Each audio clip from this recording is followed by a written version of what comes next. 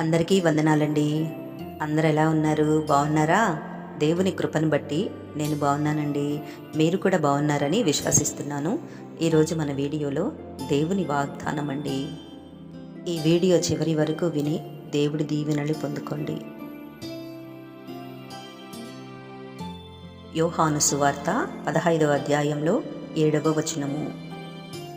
నా యందు మీరును మీ యందు నా మాటలను నిలిచియుండిన యెడల మీకేది ఇష్టమో అడుగుడి, అది మీకు అనుగ్రహింపబడును.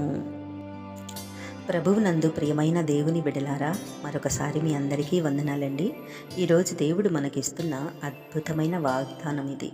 యోహాను సువార్త 15వ అధ్యాయంలో 7వ వచనము మనం చదువుకున్నాం కదా. ముందుగా మనలో చాలామంది దేవుణ్ణి అడుగుతామండి, కానీ మా ప్రార్థనలు ఎందుకు ఆలకించబడడం లేదు అని బాధపడుతుంటాము.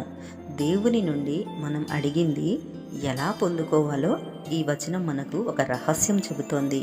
ఇక్కడ 2 విషయాలు ఉన్నాయండి. మొదటిగా మనము ఆయనలో నిలిచి ఉండాలి, అంటే ప్రతి పనిలో దేవుడిని స్మరించుకోవాలి. రెండవదిగా ఆయన మాటలు మనలో ఉండాలి, అంటే బైబిల్ వాక్యాలు మన హృదయంలో ఉండాలి. మనం దేవుని వాక్యానికి లోబడి జీవిస్తున్నప్పుడు మన కోరికలు కూడా దేవుని చిత్తానుసారముగా మారిపోతాయి. అప్పుడు మనము దేని గురించి ప్రార్థన చేసినా దేవుడు దానిని ఖచ్చితంగా నెరవేరుస్తారు. మీరు ఏ విషయంలోనైతే ఆలస్యం జరుగుతుందని భయపడుతున్నారో ఈరోజు దేవుని వాక్యాన్ని మీ హృదయంలో నింపుకోండి. ఆమేన్. చిన్న ప్రార్థన చేసుకుందామండి. తలలు వంచండి.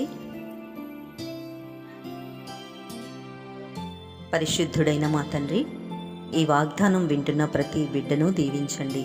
అయ్యా, మేము నీలో నిలిచి ఉండే కృపను మాకు దయచేయండి. మా హృదయాలలో నీ వాక్యాన్ని దాచుకునే శక్తిని ఇవ్వండి.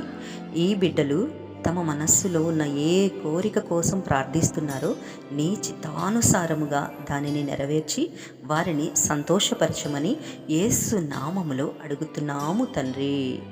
ఆమేన్, ఆమేన్, ఆమేన్.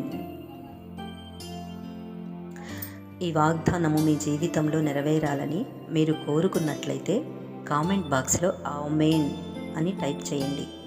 ఓకేనా? God bless you. మరొక వీడియోతో మీ ముందుకు వచ్చేంత వరకు దేవుని మహాకృప నాకు మీకు తోడై ఉండి నడిపించునుగాక.